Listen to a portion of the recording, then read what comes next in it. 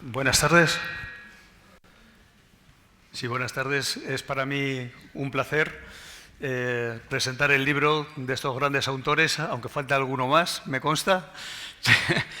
Pero en nombre de la Junta Directiva de Real Casino de Madrid, es un gran placer y un gran honor que estén con todos nosotros en la exposición de este libro, que por otro lado, como hemos estado viendo, no está de moda. No está de moda. O sea, la moda viene, yo creo que desde los griegos, desde todas las civilizaciones y más que civilizaciones que vengan, yo creo que habrá mucho más. O sea que afortunadamente tenemos doctores como ustedes que nos van a ir explicando, en este caso, lo que es las adicciones en la literatura. Y aquí yo creo que les voy a poner un pequeño reto también a futuro, que esto, como las adicciones son tan amplias, literatura, por supuesto, pero también yo creo que la música, hay grandes músicos con grandes adicciones, o sea, y no solamente los actuales, sino grandes compositores clásicos que han tenido sus adicciones. Muchísimas gracias al público, que veo que la verdad es que ha sido un éxito. Y sin más, paso a presentar a la mesa. Don Luis Fernando Alguacil es licenciado en Ciencias Biológicas de la Universidad Complutense de Madrid y doctor de la Universidad de Alcalá. Inició su actividad profesional en la División de Investigación de los Laboratorios Juste, en Madrid, y posteriormente en el Centro de Investigaciones CUFESA. Es catedrático de Farmacología de la Facultad de Farmacia y director del Instituto de Estudios de las Adicciones. Profesor visitante de Medical University South Carolina, en Chesterton, en los Estados Unidos, y coordinador de la Unidad de Investigación Transaccional del Hospital General Universitario de Ciudad Real. Don Antonio Piñas, aquí a mi izquierda, secretario y académico del Instituto de Estudios Adicciones IACEU, licenciado en Filosofía por la Universidad Autónoma de Madrid y doctor en Filosofía por la UNED. Es también licenciado en Estudios Eclesiásticos por la Universidad Pontificia de Comillas de Madrid. Es profesor de la Universidad CEU San Pablo y en la actualidad es profesor titular de Antropología de la Facultad de Medicina.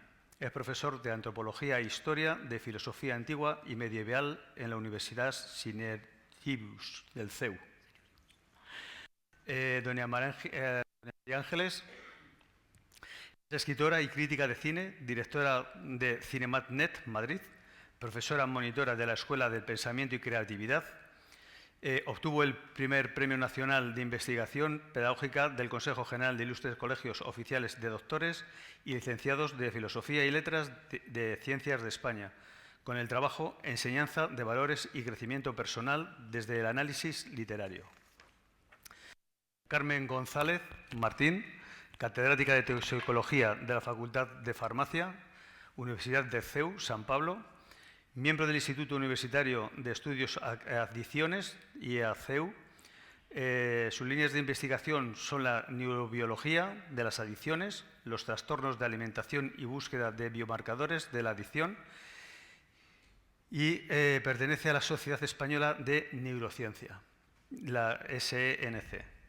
Y por último, don Gabriel Rubio, que es catedrático de Psiquiatría de la Universidad Complutense de Madrid, miembro del Servicio de Psiquiatría del Hospital 12 de Octubre, miembro honorario del Instituto Universitario de Estudios de las Adicciones, IACEU.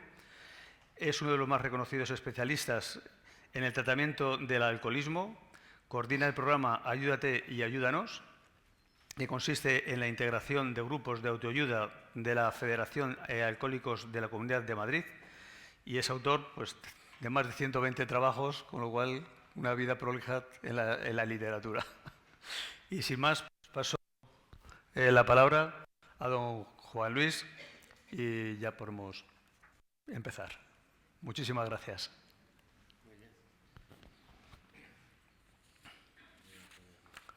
Sí.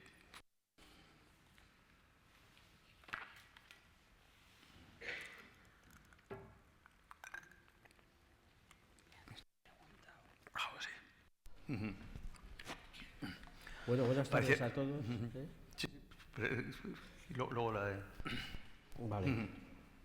Buenas tardes a todos, es un placer tenerles aquí. Les agradezco mucho el que hayan destinado esta tarde a estar con nosotros y conocer algo más de este libro. También quiero agradecer a todos los que estamos aquí sobre la tarima, especialmente a nuestro moderador y al resto de mis compañeros, y muy especialmente también a la profesora Ángela Alsasua, que ha sido esencial su participación y su mediación para que estemos hoy presentando el libro aquí. Yo quería decirles que el Instituto de Estudio de las Adicciones pertenece a la Universidad San Pablo CEU y nuestro objetivo es el de hacer un estudio interdisciplinar de las adicciones. Es un instituto de investigación, por tanto, sobre todo lo que hacemos es investigación. Hay distintos grupos de investigación en el instituto, unos de índole más biológica, otros de índole más psicológica, otras líneas que, por ejemplo, tocan temas como la salud mental o las adicciones en las prisiones. En fin, hay distintas líneas de investigación. Tenemos luego una parte de actividad que es docente. Estamos organizando y promoviendo distintos tipos de cursos. Sobre todo hemos llevado a cabo cursos de verano el año pasado y el... bien. Ahora. ¿Se me ha oído algo? Sí. Todo mal. Y no hubiese protestado, yo creo. Les estaba contando los cursos de verano. Vamos a tener otro nuevo que hoy mismo nos han dicho que se ha aprobado sobre salud mental y adicciones en julio. Esa sería la parte docente del instituto y luego tenemos la parte de divulgación. En la parte de divulgación promovemos publicaciones, libros divulgativos, hacemos jornadas de distintos tipos, simposios, etcétera, y es ahí, en ese punto en donde de nuestra actividad pues se puede inscribir o se puede circunscribir este libro, ¿no? Este libro realmente tiene una parte de investigación y otra que es de divulgación. Entonces, bueno, pues yo lo que quería era simplemente, para que se hagan ustedes una idea de lo que se pretende, pues remitirme a unas páginas o unas líneas de una página de este libro, en donde se dice: la comprensión es un cometido de los saberes humanísticos y requiere de empatía cognitiva y emocional para desvelar el sentido de un acto. La literatura puede ayudar a comprender algo del comportamiento adictivo. ¿Qué mejor recurso que utilizar las narrativas y sus personajes a modo de observatorio de la génesis y desarrollo del evento adictivo? Si a lo comprendido desde el relato unimos los datos científicos, estaremos desarrollando un abordaje interdisciplinar. El abordaje interdisciplinar es realmente la esencia de nuestro instituto. Y estas palabras son de mi compañero Antonio Piñas, de su capítulo, que realmente ha sido el principal ejecutor de esta obra y a quien le agradezco mucho que haya contado conmigo, digámoslo así, para trabajar con él. Y bueno, eso es lo que quería yo comentar. De momento, luego tendremos mucho. Bueno, sí, pero al hilo de esto, precisamente, el instituto, o el libro, más bien, ¿cómo ha influido el instituto o el instituto en el libro? ¿Qué conjunción tiene el libro con el instituto? Pues yo creo que es una de las... precisamente cuando buscamos un trabajo interdisciplinar, a veces no es fácil conseguirlo. Y aunque se intenta de una manera o de otra, pues los productos que salen, digámoslo así, tanto divulgativos como docentes, etcétera, pues muchas veces siguen manteniendo un cierto sesgo biológico en una parte o filosófico, antropológico en otra. Yo lo que creo es que con este libro hemos podido conseguir uno de nuestros objetivos de una manera más clara, conseguir una obra interdisciplinar. Entonces, digamos que yo estoy especialmente contento con el resultado de este libro por eso. Entonces, fenomenal, muchas gracias. Pues ahora para don Antonio, le voy a hacer una pregunta para ir ya que el público lo vaya más o menos comprendiendo. ¿Cuál ha sido el criterio real para elegir los autores que están en el libro? Pues, Luis Fernando ha Coge. comentado un poco así.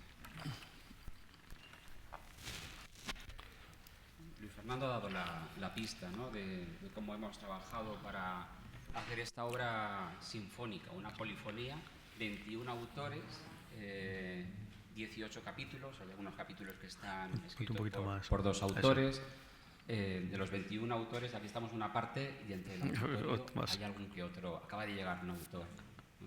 Pues el criterio ha sido que fuera un grupo heterogéneo de biólogos, biólogas, gente de filosofía, antropología, farmacología, médicos psiquiatras, psicólogos.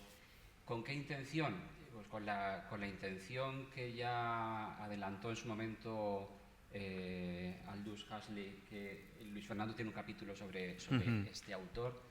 Poco antes de morir, en el año 1963, escribió una obra titulada Literatura y Ciencia. Y el objetivo que tenía era tratar de superar esa famosa crisis que ya el británico Snow había divulgado en torno a esa carencia de diálogo entre ciencias y humanidades, ¿no? Decía Snow que pues muchos humanistas estaban en el neolítico en relación al conocimiento sobre la ciencia, ¿no? Y que muchos científicos también tenían carencias en el ámbito de las humanidades, ¿no? Entonces hubo un debate muy interesante sobre, y acabo con esto, ¿no?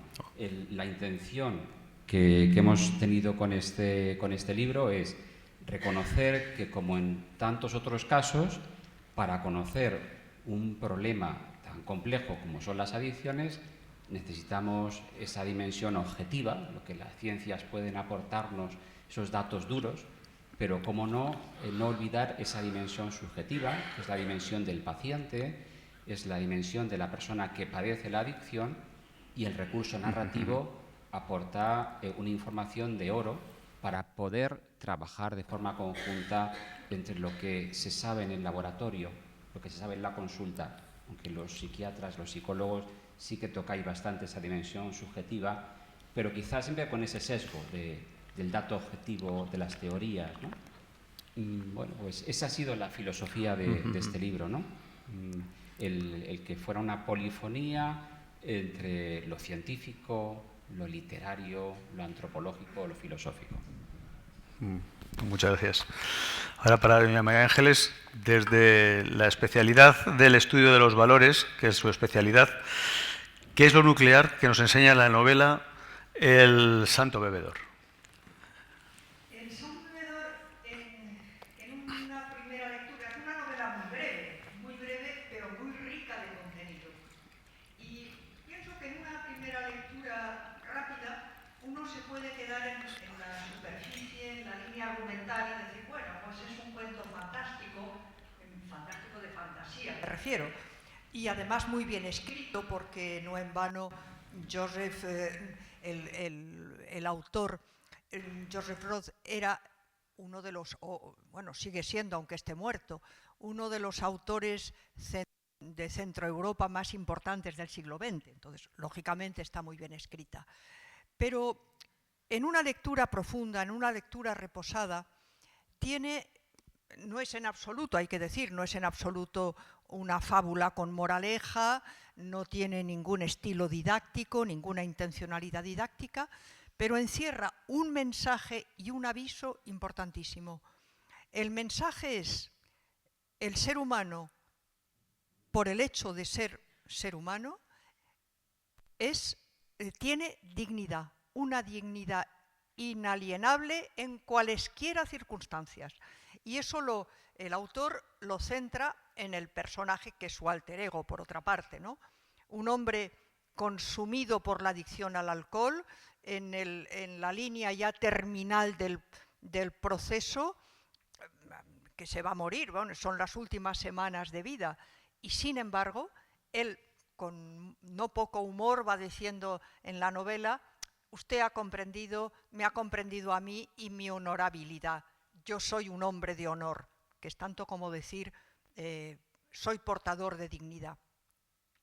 Y un aviso también, que lo deduce el lector que profundiza, es que una adicción, el alcohol en ese caso, tiene el enorme peligro de que se empieza, en el caso del libro empezó pues, por un problema.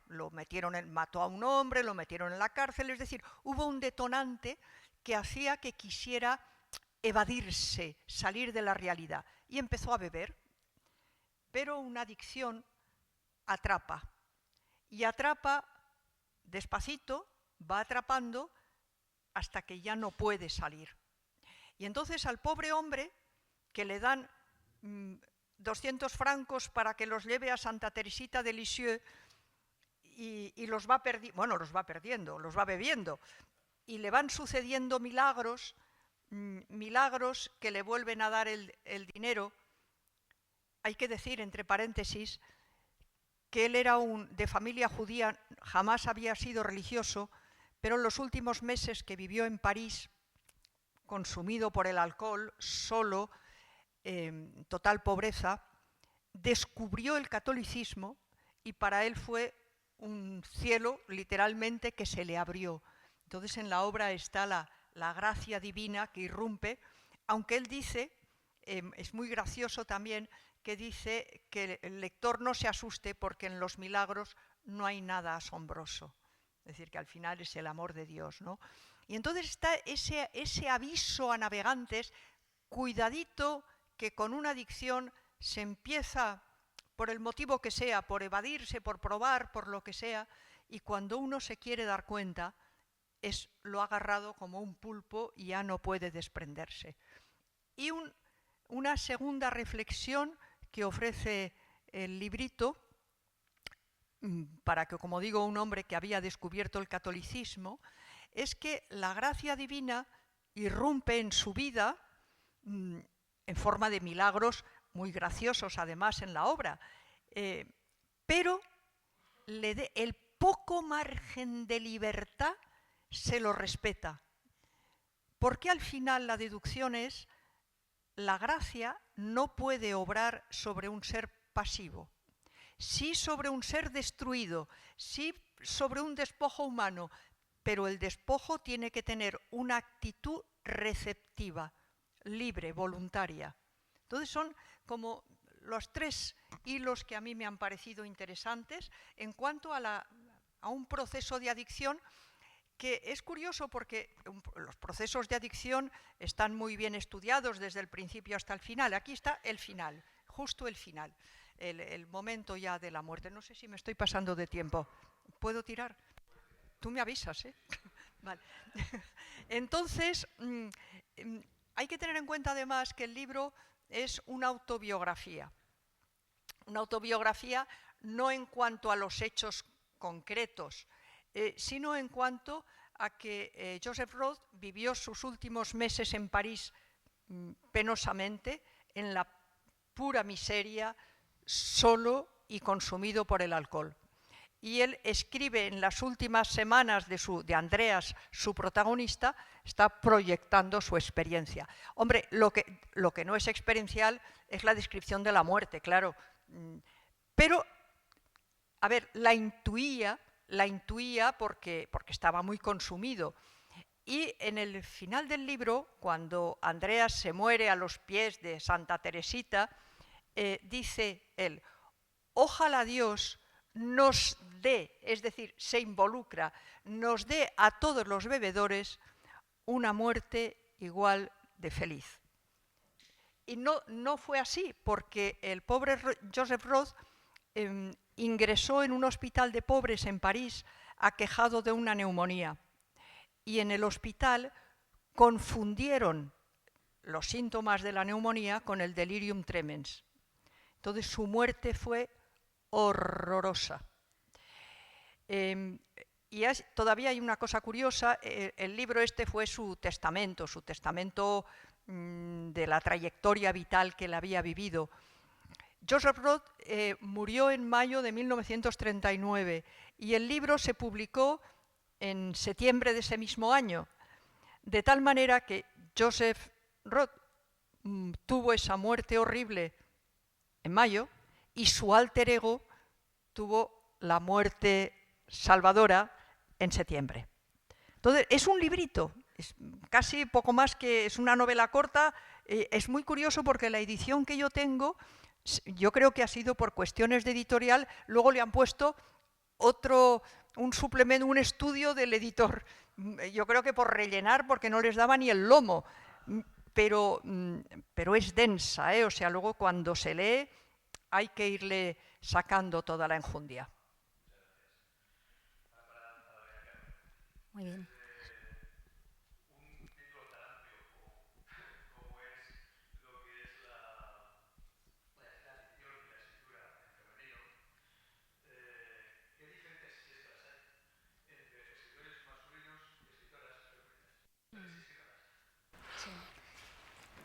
¿Se me escucha bien? Sí, yo creo que sí.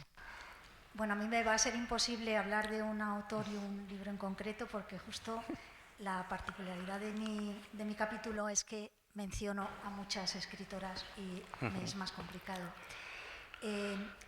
Lo que puede tener de particularidad es precisamente que ya se habla en la introducción del libro, es porque la vulnerabilidad efectivamente es diferente entre las personas y un factor determinante, hay muchos factores, bueno, no determinante, hay muchos factores, pues puede ser el sexo. Y efectivamente, las mujeres, si tomamos la misma dosis de sustancias de abuso y otras, pues nos va a hacer mucho más daño que a los hombres. O sea, tenemos un metabolismo diferente y entonces eso ya va a ser un condicionante. Por otra parte, hay una forma, se ha visto que hay una forma diferente como de la forma de consumir, o sea, hay más ocultismo, más vergüenza por ello, con lo cual a veces se tarda en comunicar a los amigos, a la familia, y eso también hace que los tratamientos sean más tardíos. Eso también es otro determinante. También consumimos, parece ser, actualmente pues, más unas sustancias que otras. Las mujeres pueden ser más hipnosedantes, en general los hombres consumen más drogas. Tenemos bastante miedo, o sea, percibimos bien el riesgo, pero sin embargo, por ejemplo, si las mujeres beben cada vez más alcohol, es una de las sustancias que parece que el riesgo se percibe menos. ¿Qué detonante también a lo mejor tenemos las mujeres? Porque siempre hay un malestar, algo que subyace, por lo que hay un gatillo que comienzas, ¿no?, a drogarte. Pues puede ser también cosas diferentes a los hombres. Dicen que cada vez más parecidas. Yo pienso que siguen siendo un poco diferentes. Parece que a lo largo de la historia la mujer ha sido más para sobrellevar la vida, el hombre más a nivel recreativo, aunque parece que eso se está igualando. Pero bueno, esto lo comento porque todo esto llevado al mundo de las escritoras y escritoras adictas, pues también ha influido. Sobre factores, la verdad es que a mí me ha venido muy bien leer el capítulo del doctor Gabriel Rubio, ¿no?, que hablará después, porque viendo todos los traumas que puede haber, ¿no?, infantiles, no solo infantiles, o sea, leía yo, la corteza cerebral se termina de desarrollar a los 25 años. Digo, madre mía, todo lo que te puede haber pasado hasta ahí, que determine que después, si tú has sufrido alguno de estos traumas, puedas tener una adicción. Parece que las mujeres, justamente, el haber sufrido, pues a lo mejor abusos sexuales de pequeños, padres alcohólicos, etcétera, pues tiene una gran influencia entre esto. ¿Por qué se conocen más escritores adictos y más novelas? Pues puede ser que hayan escrito más, puesto que han tenido más posibilidad de hacerlo, porque también han tenido esta aureola de canallitas o enfant terrible que decían, y como se escribe, no hay nada de glamour en una escritora borracha, no hay nada de glamour, y por lo tanto pues no se han dado a conocer, pero han sido algunas muy, muy famosas.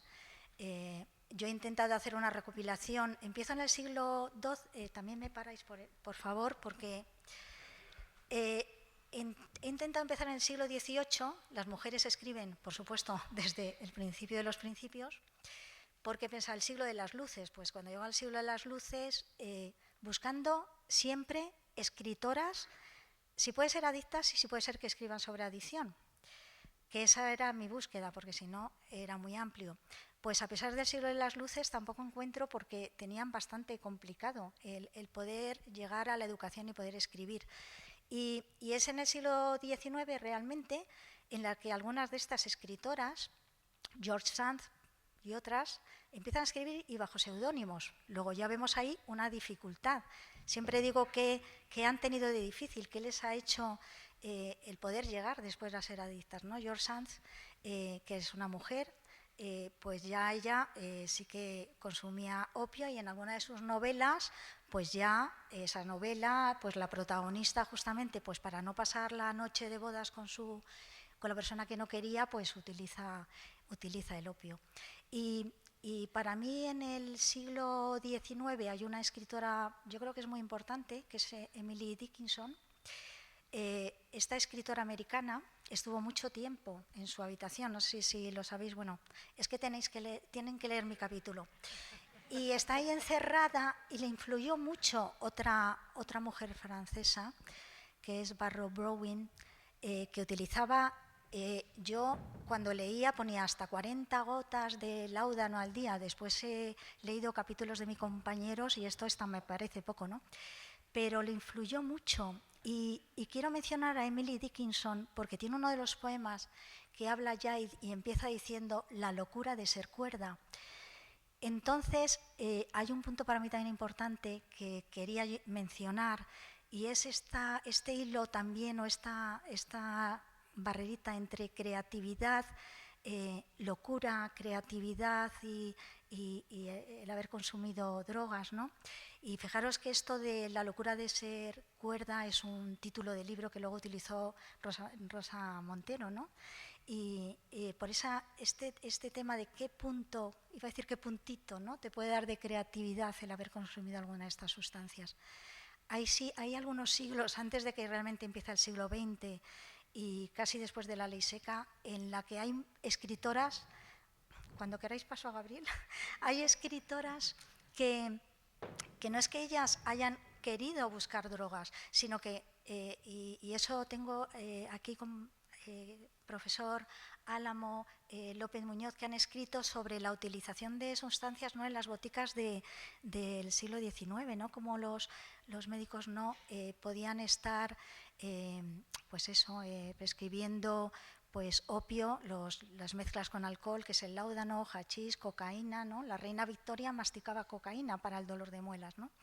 Y entonces algunas de ellas realmente es que a lo mejor tenían una enfermedad, como por ejemplo Louisa May Scott, nuestra querida autora de las Mujercitas, pues realmente lo que tuvo es una enfermedad importante, le prescribieron mercurio, con el mercurio unas dolencias tremendas, con lo cual esta persona pues terminó utilizando hachís, y nuestra autora de Mujercitas pues tiene una novela sobre cómo se utilizaba el hachís, ¿no?, en esa época, y otras, ¿no? Y bueno, siglo XX, la ley seca es un momento donde el alcohol se utiliza muchísimo.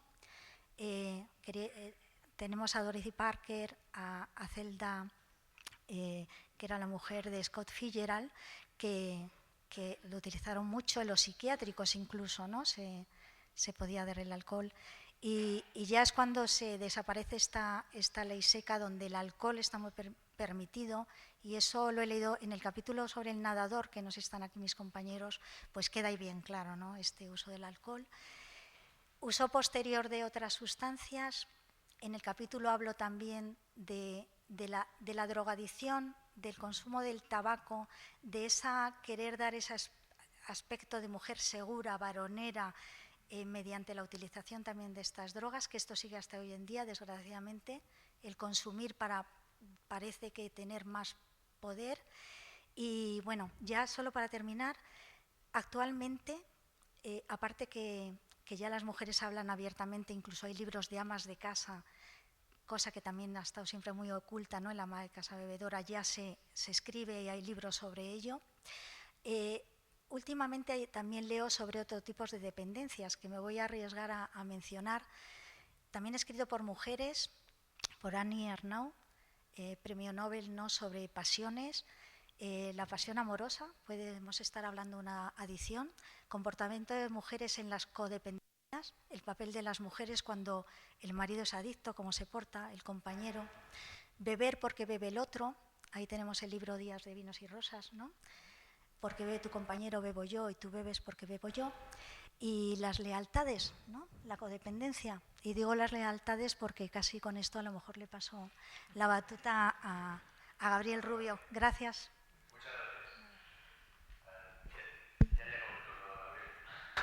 Desde su experiencia, tanto personal como profesional, sobre todo profesional, en la ayuda al alcoholismo y a la gente alcohólica, ¿el alcohólico nace o se hace? Y dentro de nace o se hace, ¿qué comportamiento o qué característica puede tener la que es la genética, la educación o ambas cosas? Buenas tardes. Creí que me ibas a preguntar algo sobre mi libro, pero aquí hay gente más preparada que yo para contestar esto, pero no voy a soslayar la pregunta. Quedaría políticamente correcto si dijese que hay factores hereditarios, que los hay, y hay factores caracteriales y ambientales, que los hay, biopsicosocial. Pero lo cierto es que la parte de la genética solo permite explicar el peso que puede tener la genética en el desarrollo de la adicción al alcohol. Cada vez sabemos que es mucho más moderado que lo que pueden explicar el ambiente. Es decir, ¿cómo te llamas? Jesús. Es que no lo sabía, ¿eh? Jesús, ¿qué ves aquí? Dilo, soy calvo, ¿no? Vale. Bien, mi padre era calvo, mis abuelos, paterno y materno, eran calvos, y yo seguramente habría sido calvo en Madrid, en Irán, en Washington, en París.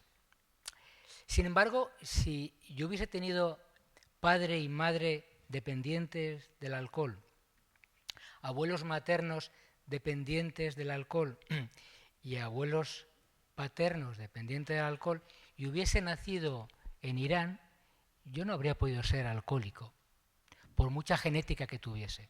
Entonces, pensar que uno desarrolla esta enfermedad como consecuencia de los genes, yo creo que eso es excesivamente simple. Lo que las alcoholeras querrían que creyésemos, porque le dirían, Carmen, si tu padre y tu madre no son dependientes del alcohol y tus abuelos tampoco, tú puedes beber lo que quieras. Esto es lo que quieren que digamos. Esto no es así. Por lo tanto, los factores ambientales son muy importantes. Pero al hilo de lo que creí que me ibas a preguntar, que no me has preguntado, ¿no? Y cuando quieras cortarme, por supuesto que no. Dices, y yo continuaré, porque ya sabes que es un... Bueno, fíjate que yo he elegido esta autora porque cuando Antonio me invitó a escribir sobre un libro, ya estaban todos cogidos. Los buenos, para mí, estaban todos cogidos. Entonces empecé a buscar, y esta autora no es dependiente del alcohol. Esta es una mujer que tuvo un problema de anorexia nerviosa. Es una mujer que escribe novelas cortas, que escribe muy bien, y en la novela cuenta cómo viven dos adolescentes con patrones de consumo de alcohol que seguramente los podemos ver en Madrid, Barcelona, Valencia, Cuenca, porque son muy actuales, ¿no? Y estos, que también hay que leer el libro, ¿no? Como ha dicho Carmen, y estos jóvenes, si seguramente pudiésemos ver cómo pudieron evolucionar, pues uno puede pensar que los dos hubiesen acabado haciendo una dependencia por el alcohol, por el patrón de consumo que tenían, cómo bebían, ¿no? Pero la realidad, Jesús, no es esa. Cuando tú coges a 100 adolescentes y evalúas su patrón de consumo, sus características de personalidad, cuando tienen 16 años, tú sabes que de esos 100, 10, cuando tengan 25 o 30, seguramente cumplirán criterios de dependencia. La cuestión es que nunca sabrás cuáles de esos son, ¿no? Y eso es lo que aporta el ambiente. Es decir, que que tus hijos o tus nietos o mis nietos pueden estar haciendo el gamba con el alcohol y hay que prestarles atención. Pero luego resulta que se matricula en el CEU, que conoce una profesora encantadora, que resulta que lo que le ha explicado le gusta y deja de tener aquel comportamiento porque esto le gusta más. O se enrolla con un chico o con una chica, sienta la cabeza, es decir, que esta maduración externa, el maturing out que llamamos, esto es muy importante y eso nos lo da el ambiente. De ahí la importancia que tienen fundaciones, institutos como el vuestro, donde se pone el acento no solamente en lo bio, en lo psico y en lo social. Claro. Por eso estoy encantado de estar con ellos hoy aquí y también contigo, aunque no me has preguntado eso. Muchas gracias, muchas gracias. Para terminar con las preguntas, que me gustaría una última pregunta para don Juan Luis, que es, ¿una adicción se quita con otra? ¿Una adicción se quita con otra o desplaza a otra? Se llama Luis Fernando. Luis Fernando, Luis Fernando. Se llama Luis Fernando. Luis Fernando. Una adicción no quita, sino que en muchas ocasiones se transfiere a otra. Entonces, pues nosotros teníamos, por ejemplo, un caso en el que empezamos a trabajar en...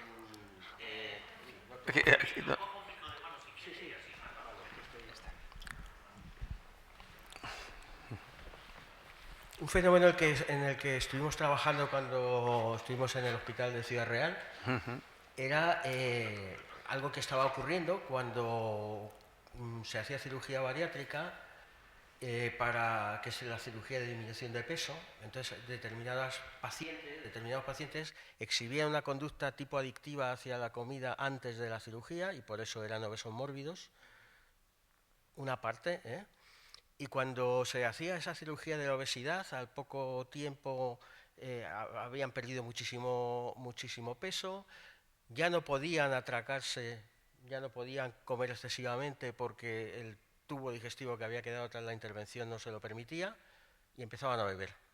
O empezaban a jugar, es decir, transferían su adicción de un objeto o una conducta a otra. Eso lo vemos, se ve bastante. Es un fenómeno que se llama transferencia de adicciones. Entonces, yo diría que las adicciones más bien se transfieren, que no se una sustituye o quita a otra o cura a otra, ¿no?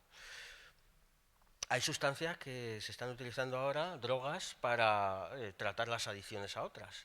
Pero son ensayos clínicos que están en marcha y tal, y cierta experiencia, como por ejemplo con determinados tipos de alucinógenos o de psicodélicos, que sí que se está viendo que pueden ser interesantes o que pueden ayudar en el tratamiento del alcoholismo, por ejemplo, ¿no? Pero esos son estudios que, en fin, hay que cogerlos un poquito con cierta precaución. No sé si queréis añadir algo. Yo sí que quiero, aparte está aquí mi profesor y buen amigo Cecilio Álamo, lo que tenemos que entender es que si uno, yo creo que el ejemplo es tuyo, Cecilio, ¿no? Si uno coge lo mejor de la heroína y lo mejor de la cocaína y se lo dejamos a Luis Fernando que en su laboratorio haga una sustancia que se llama baterina, con V. Y esa sustancia la ponemos en el mercado, la vendemos en los estancos, ¿no? Barata. Bien. Uno puede pensar, ¿se enganchará todo el mundo? Porque si tiene lo mejor de la heroína y lo mejor de la cocaína, pues no, señor. Cecilio me decía que si tiene un efecto secundario que se llamase diarrea, no engancharía a nadie, porque nadie puede ir con un baño a trabajar, ¿no? Entonces, tenemos que entender que muchas veces los efectos de las sustancias, lo que nos atrae como adictos, no es solo los efectos positivos, sino es el balance entre los efectos positivos y los efectos secundarios. Y en eso cada uno somos muy especiales. Y también, cuando antes hablaba Luis Fernando, en la época que yo conocí a Luis Fernando y a Cecilio, nos conocimos en San Blas y yo estaba tratando a personas con dependencia de la heroína. Aquellos pacientes de los años 90 todavía algunos de ellos están en el 12 de octubre. Ya no dependen de la heroína, dependen del alcohol. Y es un poco lo que comentaba, es decir, la heroína en aquella época tenía lo que tenía y enganchaba. Vale. Y luego con el tiempo uno ya no tiene la facilidad de los 25 años para irse a tal terreno, para andar trapicheando, y entonces eliges otra sustancia que te reporte determinados aspectos, que se tolere mejor. Por lo tanto, pensar en que solamente en los aspectos positivos de una sustancia nos equivocamos, según me enseñó mi buen amigo Cecilio. Hay que pensar siempre también en los efectos secundarios.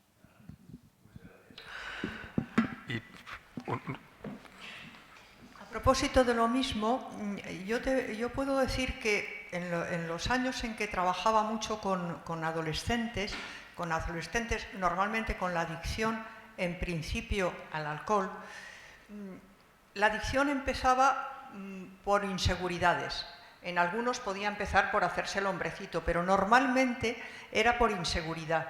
En el momento en que estaban un poquillo chispas, pues se les iba la timidez y se les iba tal.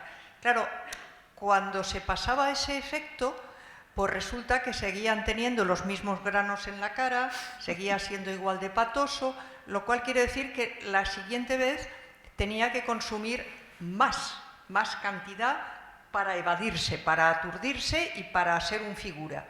Claro, eso era lo que yo decía a propósito del libro del Santo Bebedor, el gran peligro, porque al principio yo controlo, pero después no controla nada, la adicción es más fuerte. Y entonces empezaban ya a encabalgarse las adicciones. Es decir, estoy hablando de adolescentes, luego en aquel momento no podían tirar más allá del tabaco y un poco del porrete, pero se encabalgaba una adicción a la otra, sin dejar ninguna de ellas, o sea, se aumentaban. Muchas gracias. Yo tendría muchas más preguntas, pero creo que el público yo creo que también las tiene. Y yo creo que sería bueno hacer un turno de preguntas. José Andrés, para quien le quiera hacer alguna pregunta. Sí, aquí tienes. No. Aquí hay otro. ¿Alguien quiere hacer alguna pregunta?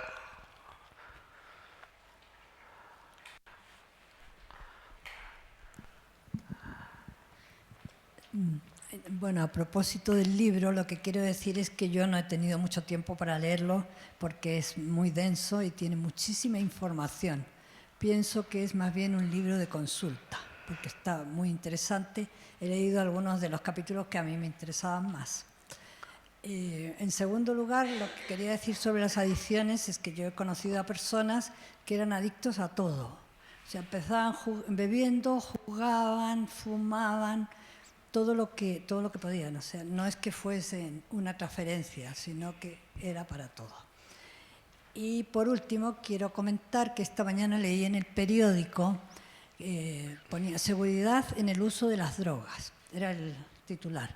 Dice que en la Universidad de Bath, en el Reino Unido, habían hecho una especie de esquema de la seguridad para el uso del tetrahidrocannabinol, 8 unidades diarias.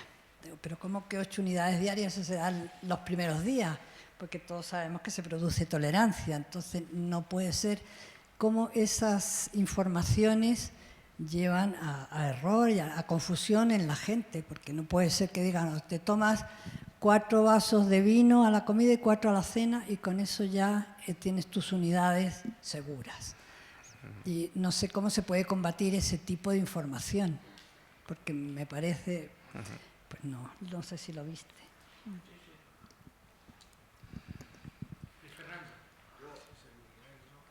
Yo contesto a lo primero, bueno, por lo menos al hilo de lo que comentas del libro, que en efecto es un libro denso y que remite a otros.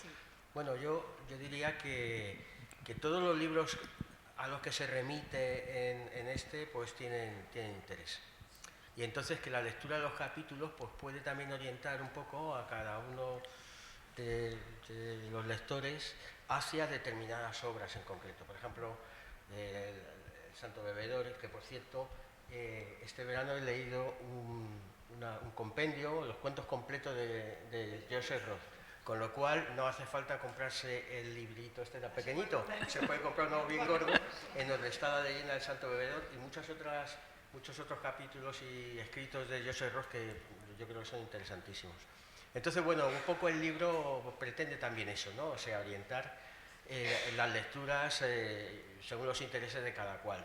Leyendo los capítulos, pues por ejemplo, puede despertar el interés de leer Delfín de Bogan, ¿no? Se llama, que es una autora que yo tampoco conocía. Me he leído el libro gracias a que he leído el capítulo de Gabriel, y eso es un poco nuestra filosofía, ha sido también un poquito eso, ¿no? Y lo otro te lo voy a dejar a ti, Gabriel.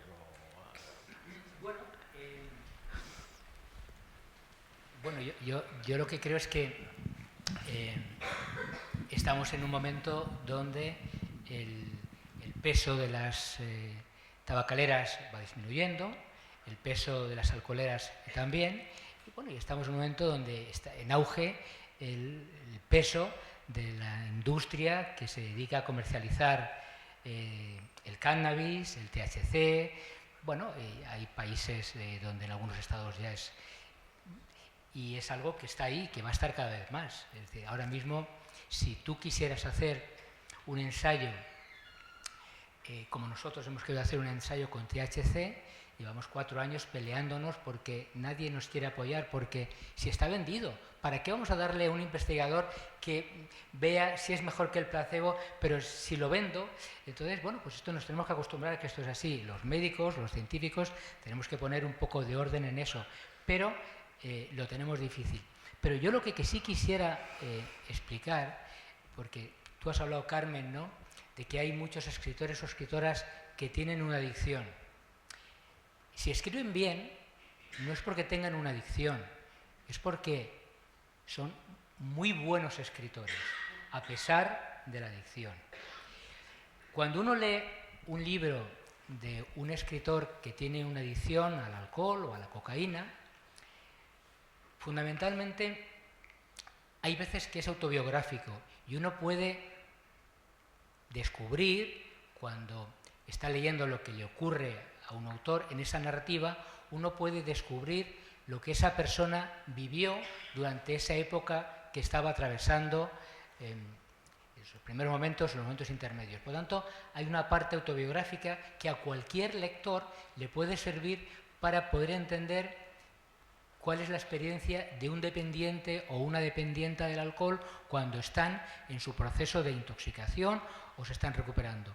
Luego hay otra parte también que es contextual. Cada uno cuando escribe, escribe de acuerdo a su época. En el siglo XVIII los autores, aunque fueran dependientes del alcohol, no escribían como en el siglo XX. Entonces, muchas veces escribimos una necesidad de querer contar algo para un auditorio y, por lo tanto, cuando nos leamos un libro escrito por una persona dependiente del alcohol, donde hay un personaje que tiene también su adicción, no solamente vamos a poder encontrar aspectos de su vivencia, sino también lo que la sociedad en aquella época quería escuchar y quería leer. Y luego hay otro aspecto que yo sí que os animo de verdad a que os leáis este libro, y es que en este libro vais a encontrar una visión crítica, que es aquellos que nos hemos leído el libro y que hemos hecho el esfuerzo de intentar que aquellos que no os lo hayáis leído todavía podéis entender qué aspectos son importantes, por qué esa autora, en mi caso, es importante, qué es lo que describe, en qué contexto. De alguna manera, de lo que se trata es que podáis entender no solamente la experiencia de la persona que está atravesando su adicción, qué ocurría en aquella época, y que siempre que uno hace una lectura, siempre uno hace su lectura. Leemos lo que queremos leer. Y algunos de vosotros o algunos de nosotros es posible que se sienta identificado o identificada con algunos de los personajes que están ahí. Eso es un motivo muy importante por el cual yo he participado en este libro, porque hay veces que uno se autodiagnostica cuando lee un libro, te llega y te hace reflexionar. Y yo creo que la mayor parte de los libros que nos hemos leído, a muchas personas, cuando los leyeron, les hicieron reflexionar, y por eso os animo a que os lo leáis. ¿Alguna pregunta más?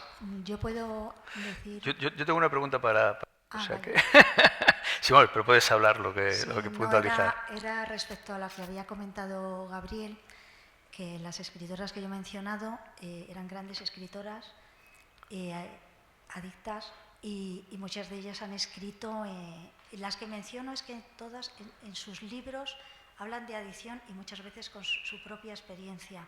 Patricia Highsmith, Marguerite Duras, precisamente uno de los detonantes, ¿no?, a lo mejor para su adicción eran las malas relaciones que tuvieron de pequeñas con sus madres, que parece que es uno de los factores, ¿no?, determinante, ¿no? Las madres ahí siempre tenemos mucha culpa en todo.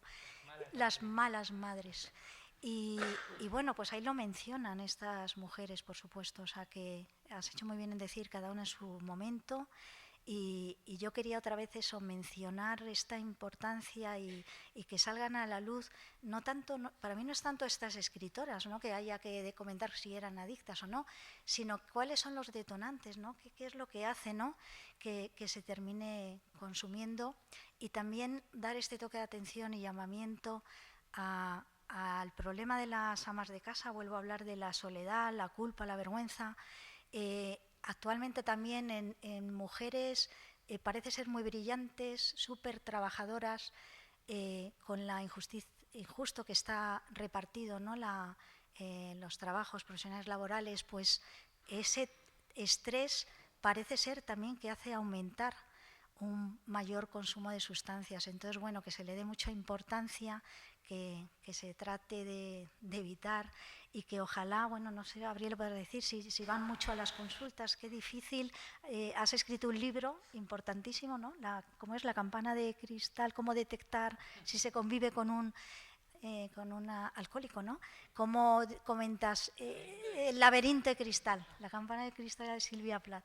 Laberinto de cristal, pues, no, es que además lo menciono en mi capítulo, es esto que comentas, a ver, en un hogar, ¿no?, en una familia, dices, el elefante, es como si un elefante entra en casa, que al principio parece que te hace gracia, luego no hace gracia a nadie, eso se extiende, y bueno, este llamamiento. Somos de generaciones que cada vez a lo mejor hay menos amas de casa, pero más mujeres súper competentes, brillantes, que lidian con muchas cosas, y ese es otro detonante. Lo que es la vergüenza, el esconderte, o sea, este círculo vicioso, y estaba leyendo, todos hemos leído El Principito, y El Principito, sabéis que llega a una isla, que es la isla del bebedor, no sé si recordáis esto. Yo lo leía y decía, para mí es como la isla de la bebedora, y tenía recogido, dice, el Principito llega al planeta de la bebedora, digo yo en vez de bebedor, y dice, ¿qué haces? Dice, bebo. ¿Por qué bebes? Para olvidar. ¿Para olvidar el qué? Dice, la vergüenza. ¿La vergüenza de qué? De que bebo. Esto es este círculo. Y ya te he dejado sin pregunta, ¿o no? No, porque es muy bien, quiero decir que lo que habéis dicho tanto Gabriel como tú viene muy al hilo de la pregunta que os iba a hacer, incluso puede ser para Ángeles también. Es decir, ¿qué incidencia tiene en las adicciones en la creatividad de los escritores? Bueno, yo le he mencionado... Y me da igual, perdona, sí, me da igual que sea sí, alcohol, pues lo que había, la psicodelia de los años 60, 70... A ver, yo lo he mencionado sobre Emily Dickinson, ¿no?, La locura de estar cuerda, Rosa María, pero también, por ejemplo, se utilizó, hay un momento en una reunión con Lord Byron en la que están un verano, se reúnen entonces en una casa, y en esta casa estaba Mary Shelley. Estaban consumiendo en ese momento, como si ya se pensaba que el láudano podría venir bien para aumentar la creatividad, pues deciden todo este verano están utilizando estas sustancias. Parece ser que en ese tiempo que estuvieron ahí es cuando esta autora crea, ¿no?, el primer borrador de lo que fue luego, se llamó Frankenstein o El futuro Prometeo, en 1816, y luego ya en el 31 el Frankenstein que conocemos, ¿no?, que se acaba de hacer otra película, por cierto. Y bueno, ahí sí que se utilizaba precisamente porque pensaban que fomentaba la creatividad. Ahí siempre estamos ahí. Luego hay autores, no sé si está aquí alguien del capítulo, no sé si es sobre Kinsey o... No, es sobre Moretti, en el que dice, él estaba convencido de que si no hubiera sido adicto, habría sido mejor. O sea, no necesito el alcohol para la creatividad. Es que es... María Ángeles. Sí, yo además, antes de esto voy a hacer un paréntesis porque me parece que hemos dejado un poco de lado un tipo de adicciones que no son de consumir, pero que son tan destructivas. Por ejemplo, en épocas como estas, en que hay mucha gente con problemas económicos, hay amas de casa que digamos, no por una tendencia placentera, sino para ver si solucionan el problema, van a jugar a las loterías, a la Bonoloto o a lo que sea, y se enganchan, y se enganchan. Y lo que empezó por ser, a ver si por unos centimitos consigo tener más ingresos para la familia, acaba que hay menos ingresos para la familia porque se lo gastan. Es decir, las pantallas en adolescentes o en adultos, la pornografía. Es decir, hay una serie de cuestiones que no son de consumir y que a lo mejor entran con más facilidad, pero que son exactamente igual de destructivos. Y en cuanto ya a la pregunta de la necesidad de los autores, de si el consumo acrecienta. Bueno, todos lo hemos vivido, casi todos, los más jóvenes no. Los periódicos hace unos años, justo antes de todo el boom de Internet, el trabajo en los periódicos era por la noche y el coñac iba y corría a ríos. ¿Realmente eso facilitaba escribir los artículos? Pues no. Lo que facilitaba era un subidón para aguantar un ratito más. Y Menéndez Pelayo, yo, no he tenido el gusto de conocerlo personalmente, ya me hubiera gustado, pero Menéndez Pelayo tuvo la adicción no tampoco por nada placentero, sino por aguantar, por trabajar más, porque veía que la vida se le iba. Y lo que empezó con café, que es otra posible adicción, continuó con coñac. Claro, y acabó mal. Yo esa pregunta que has hecho me la he hecho muchas veces. Vale. Sigo. Y cuando escribí uno de los capítulos, que es el de Cocteau, que le daba el opio, cuando terminé me dije a mí mismo, ¿qué no hubiese escrito este hombre si no le hubiera dado al opio? O sea, es la sensación que me quedó en este caso concreto. Después de haber leído a distintos autores, me reafirmo en que si tengo que contemplar, por un lado, los autores que han visto favorecida su producción y su creatividad por las drogas y los que la han visto perjudicada, me quedo con los de la perjudicada y además con muchísima diferencia. Esa es mi impresión personal.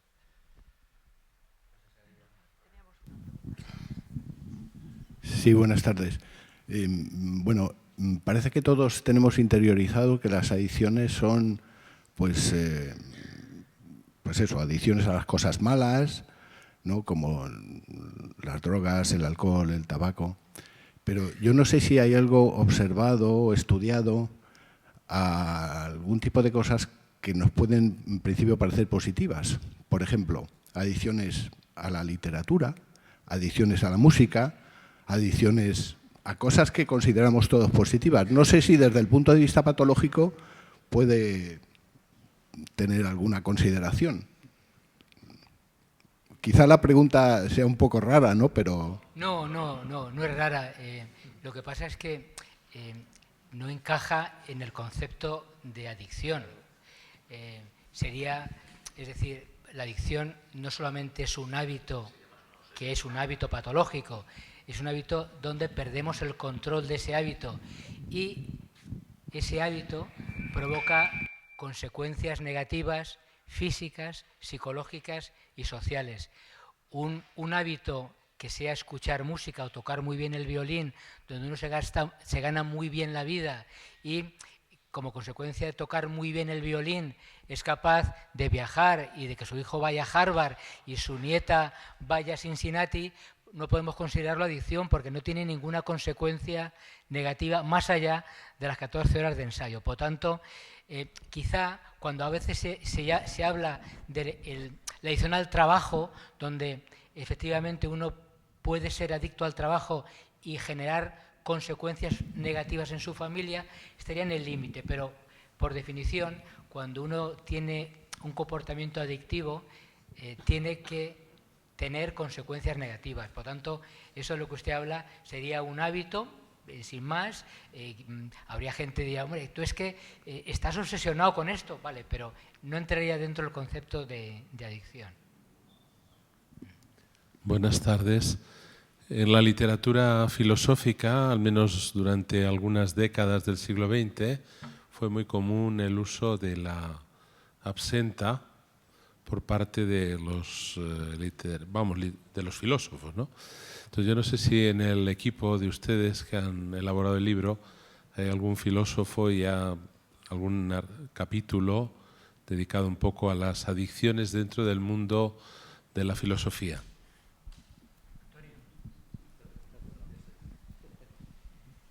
Bueno, pero más que el cultivo de la filosofía, en Baudelaire, por ejemplo, tenemos aquí también uno de los autores que ha trabajado a Baudelaire, era más como un medio para incentivo de la creatividad o tener experiencias más allá de la consciencia, experiencias pseudomísticas.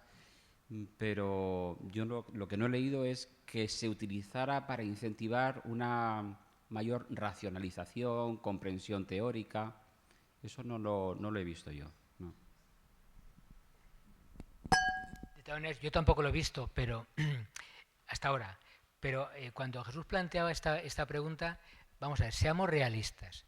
En mi vida profesional, todas las personas que yo he conocido en el ámbito de las adicciones, cuando empezaron a consumir, todos sentían algo positivo. Era menos tímido, era más creativo, se tranquilizaba, era capaz de incluso pensar mejor. Es decir, ese ser el otro que yo quiero ser bajo los efectos de esta sustancia, eso ocurre en todas las personas que hemos probado las sustancias en algún momento de nuestra vida. Eso no significa que si uno persiste en esa sustancia sea Van Gogh o sea Picasso o sea Juan Ramón Jiménez. No, es decir, yo le prometo a usted que en los años que yo llevo he visto muchas personas con dependencia por el alcohol grave. No he visto a ningún genio creado por el alcohol. He visto a genios que a pesar del alcohol siguen siendo genios. Por tanto, es cierto que algunas personas bajo los efectos de la sustancia pueden sentirse más creativo, pero si uno es un tarugo, como yo, pues por mucho que uno beba, uno no va a escribir como Juan Ramón Jiménez o como Lorca. Es decir, que sentirse creativo bajo los efectos de una sustancia puede ocurrir, pero ser un genio de la creatividad no lo dan las drogas, por lo menos yo no lo he visto.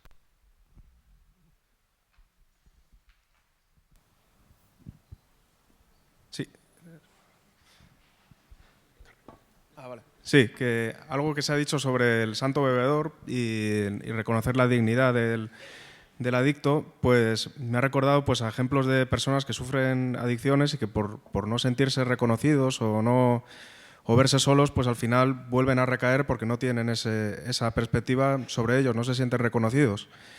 Y bueno, pues vosotros pensáis que en las terapias que hay hoy en día de desintoxicación todavía hay que potenciar más esa perspectiva o no, porque esa perspectiva no llega a ser del todo biológica o científica. Muchas veces es tener pues una red de amistad que tenga otros ojos frente a esa gente.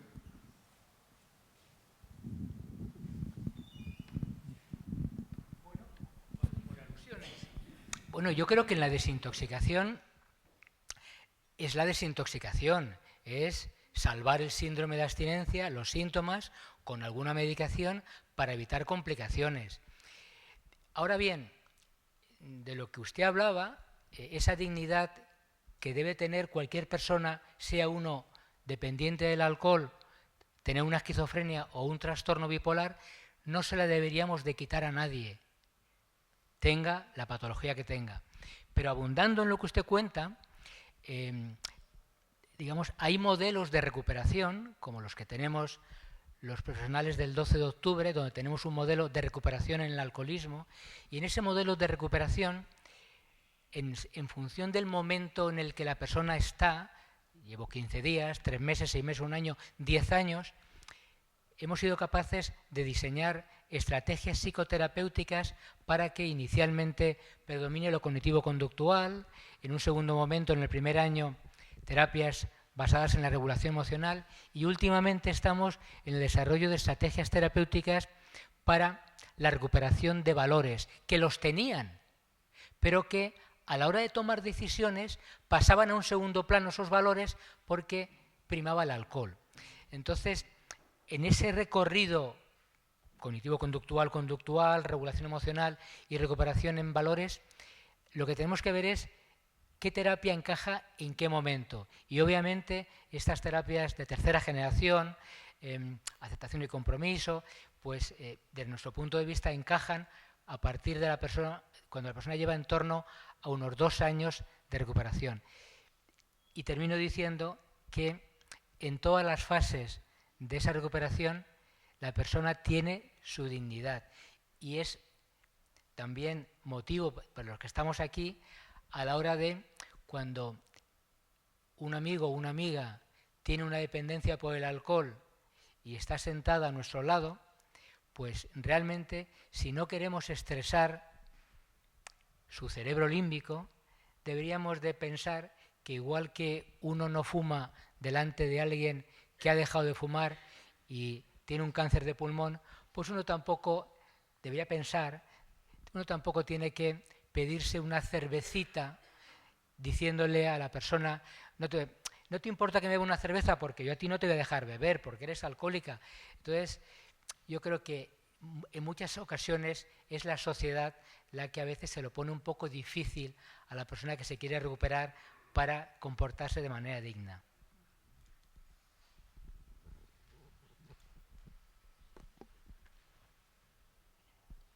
Parece que estoy enfadado, pero prometo que no estoy enfadado, soy así.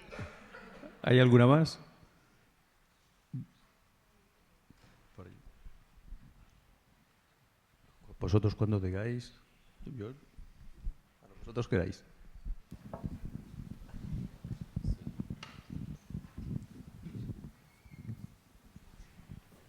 Hola, buenas tardes.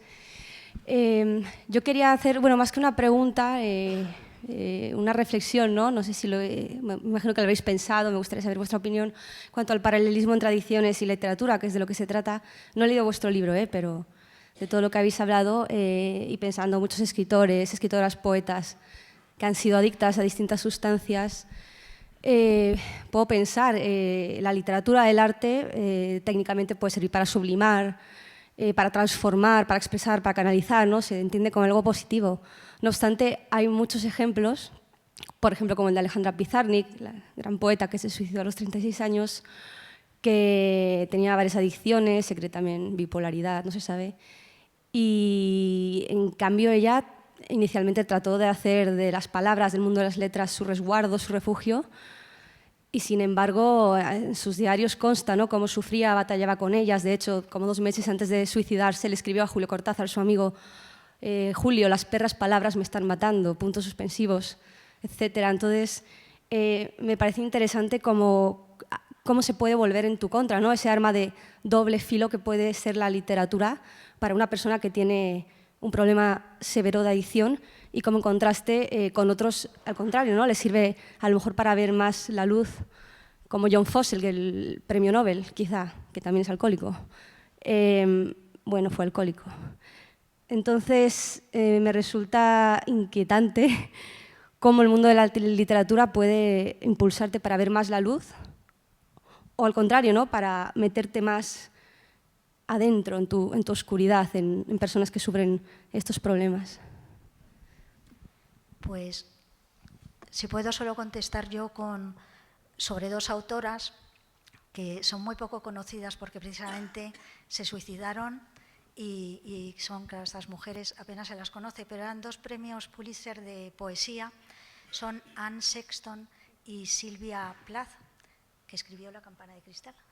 Por eso me confundí con el título, otro título. Entonces, justamente estas mujeres es lo que has comentado, ¿no? No te has referido a otros autores, pero además eran amigas, compartían mucho tiempo, muchos poemas tan importantes, y cómo, en cambio, yo creo que siempre por algún trastorno mental, ¿no? La adicción es un trastorno mental, pues son 2 mujeres que se suicidaron, y yo creo que no sé si la mayoría de los que están aquí conocen a estas 2 mujeres que he mencionado, y efectivamente totalmente destructiva su adicción, unido a su trastorno mental, aunque fueran muy creativas.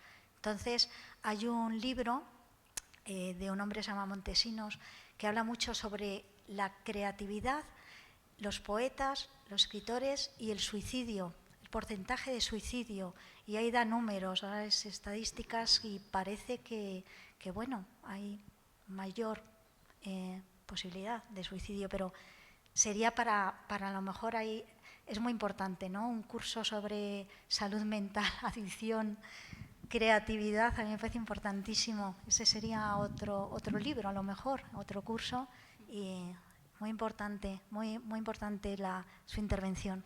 Gracias. Sí. Enhorabuena por el libro y la iniciativa. Me gustaría simplemente preguntar en qué momento de la historia de la literatura o quién es el autor que verdaderamente ustedes consideran que empieza a tener conciencia del concepto de la adicción en sí misma. Antes se ha citado que se utilizaba la cocaína. Yo, en mis tiempos universitarios, soy economista, no soy psicólogo, pero me tocó en sociología embebuirme un poco del psicoanálisis y de Sigmund Freud. De él aprendí 2 cosas que me llamaron mucho la atención. La primera, que antes de él se combatían las enfermedades, y es el primero que habla de los enfermos, de la humanidad de la enfermedad. Y lo segundo, que él mismo le daba cocaína a su hija, a su mujer, porque efectivamente tenía efectos desinhibidores, y él, en su búsqueda, obviamente cuando estaba descubriendo el psicoanálisis, obviamente el que las personas pudieran tener algún tipo de ayuda para desinhibirse y a llegar al subconsciente, pero después descubre el concepto de adicción. ¿Quién es el autor, ya sea de la literatura, de la psicología, al que creen ustedes que el concepto de adicción se vuelve, vamos a decir, mainstream? Es decir, que la sociedad empieza verdaderamente a valorar el concepto de adicción, no simplemente un borracho, ¿no?, que podría ocurrir en la antigüedad. Esa es la pregunta.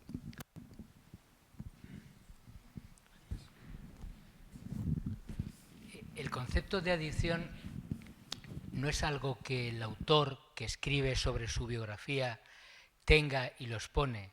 El autor, bien esté en la Odisea, o bien esté en la Ilíada, o bien esté, simplemente explica, y porque el concepto de adicción es relativamente reciente. Antes de tener la idea que hoy tenemos de adicción, de dependencia, fue un médico sueco, cuando hablaba de alcoholismo, no para referirse a lo que hoy hemos estado hablando aquí, hablaba para que entendiesen los problemas médicos generados por el consumo de alcohol. Eso era para él el alcoholismo.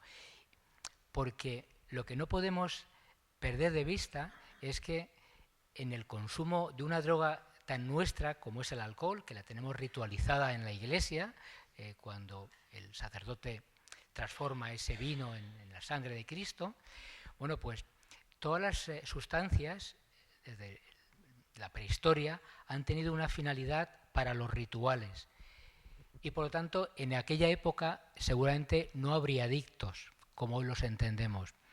La cosa se empieza a complicar cuando la sustancia deja de estar desritualizada.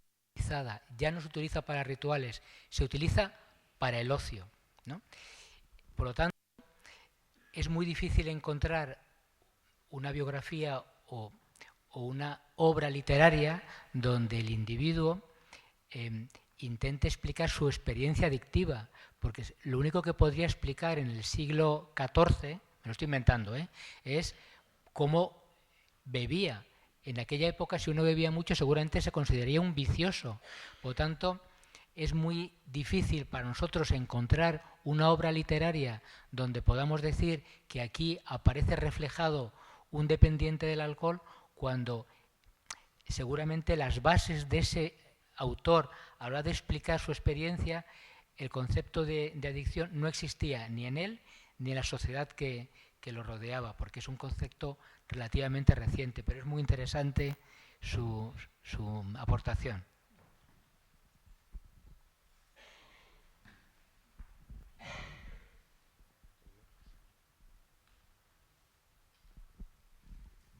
Sí, si no hay más preguntas, yo creo que vamos terminando. Aunque voy a hacer una última pregunta.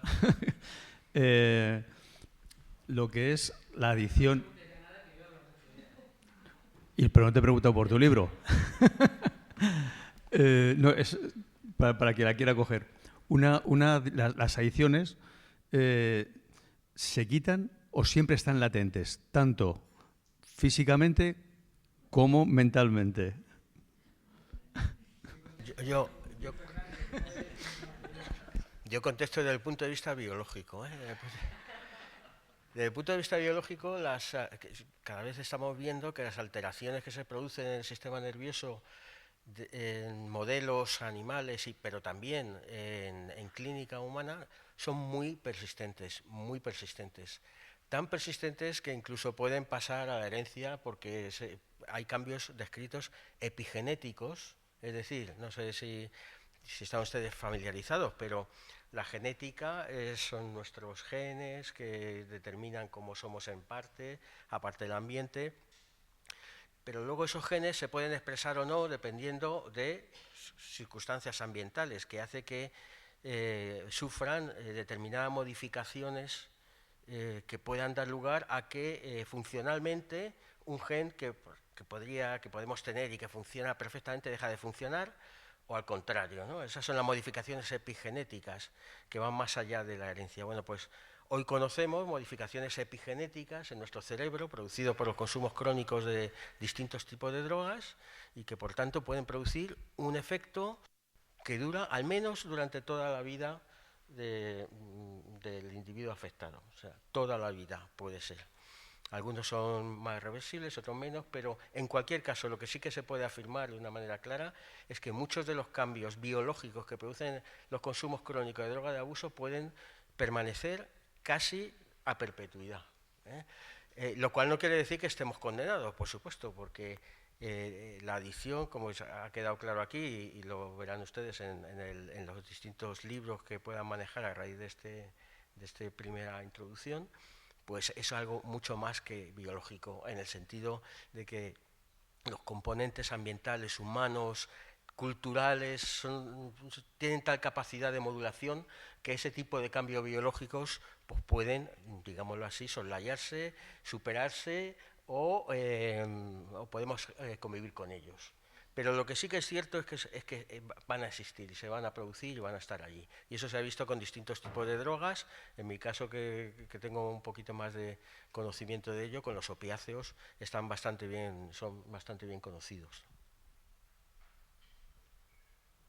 Por abundar, lo único es que planteado Jesús así la pregunta, es que yo tampoco quiero convertirme en un talibán de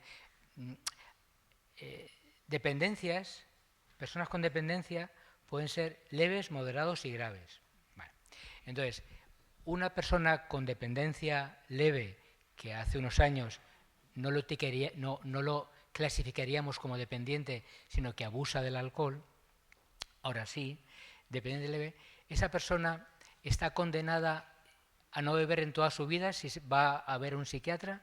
No, esa persona, sabemos que hay programas que de vida controlada, siempre y cuando tengas una serie de criterios, es decir, que en las dependencias leves el sujeto, si se trata, y muchas veces incluso no hace falta tratarse, su capacidad de control se da cuenta de que aquí no puedo beber. Es decir, que una dependencia leve a uno no le genera ese estigma de decir, ya no puedo beber en toda mi vida. Hay tratamientos que le permiten beber, se llaman de bebida controlada, que son exitosos. Cuando ya hablamos de dependencias moderadas o graves, es lo que se produce, lo que ha dicho, claro, con lo cual sabemos que y eso si tú has sido fumador de tabaco te habrás dado cuenta, ¿no? Bueno, pues dejas de fumar, si la gente piensa, si yo empecé a fumar a los 14 y a los 30 dejo de fumar, son 16, dejo de fumar porque mi corazón, mi pulmón, tal, ahora estoy 16 años más, tengo 46, si empezase a fumar me costaría, no te costaría nada, si empiezas a fumar prácticamente estás, bueno, pues en las dependencias moderadas graves, con la mayor parte de adicciones de sustancias que conocemos, pasa lo que cuenta Luis Fernando. Lo que pasa es que durante el primer año, cuando tú le dices a alguien que por su adicción al alcohol, moderada o grave, no sería conveniente que vayas todas las mañanas al bar Antonio a tomarte un café con leche, como hacías antes con la copa, pero ¿por qué, doctor? Si ya no bebo. Bueno, pues le explicas Pavlov y tal. Al principio se hace muy complicado, porque tienes que renunciar a muchos lugares donde te divertías. Estabas con tu gente y ahora me dicen que no puedo ir allí, pero si no bebo, ¿no? Entonces, eso cuesta algunas recaídas. Luego, como tú muy bien decías, yo empecé a utilizar el alcohol porque me daba un poquito más de empoderamiento, me quitaba mi timidez, me sentía más integrado, pero luego empecé a utilizarlo porque los nervios también me los quitaba y los días de aburrimiento también, y fui escalando y utilizando para esta emoción negativa y para otra y para otra. Y empecé a los 14 y cuando tengo 30 años descubro que no sé cuáles son mis emociones, porque siempre las he estado atenuando, ocultando con el alcohol. Y cuando dejo de beber y ya sé que no tengo que ir al bar Antonio, ni estar con mi cuñado, ni estar en tal sitio, vale, me cuesta, ahora resulta que es que no sé cómo manejar mis emociones. Y en un tiempo récord tienen que aprender lo que no aprendieron desde los 14 a los 25, tienen que aprenderlo en 2 años. Que también es muy complicado, porque antes utilizaba una bebida y me aliviaba. Y luego está el asunto que me siento muy culpable de cuando no estaba atento a mis hijos, cuando no estaba atento a mi mujer, cuando insultaba a mi mujer, cuando iba bebido en el coche y casi mato a uno, y aquel era yo, aunque no lo quiera ver. Y ahora, después de 5 años en tratamiento, el que está aquí también soy yo. La persona que sus hijos le dicen, qué buen padre eres, mi mujer me quiere, mis amigos también me quieren, y este también soy yo. Y a este no le hace falta beber. Y cuando le dices, ¿beberías si hubiese una pastilla que pudieses beber sin complicaciones? ¿Para qué? También como estoy ahora, no me lo va a provocar el alcohol. Por tanto, esa especie de maldición de que no voy a poder beber en la vida, que lo dicen todos durante los primeros meses, hay un buen amigo mío, Antonio Zárez Catena, presidente de la Federación de Alcohólicos Comunidad de Madrid, que él siempre dice que tiene más suerte que yo, porque él es alcohólico y yo no. Y dice, fijaos el doctor Rubio, es diabético, no puede tomar ni esto, ni esto, ni esto, ni esto, y yo puedo tomar de todo, menos alcohol que no me gusta, ya no me gusta.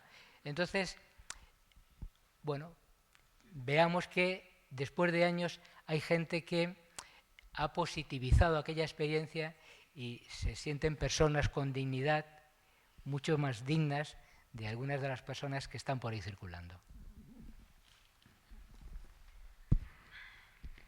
Pues, bueno, yo como veo que el moderador va a tener que clausurar esto dentro de poco porque nos hemos pasado unos cuantos pueblos, no sé si vamos de anfetamina. estamos a gusto, yo creo que estamos a gusto. No, yo lo que quería era reiterar otra vez el agradecimiento a todos los asistentes, especialmente también a los autores, y también hacer una alusión especial porque no estamos todos, desgraciadamente, los autores de este libro. Este año nos dejó nuestro querido compañero Mario Martínez. Hoy ha venido su representación, su familia, su mujer, su hija e incluso su hijo desde Valladolid expresamente para estar en este acto. Entonces quiero finalizar por mi parte con un recuerdo hacia Mario y con el agradecimiento a su familia y, como digo, a todos los demás autores del libro y a todos los asistentes. Muchas gracias.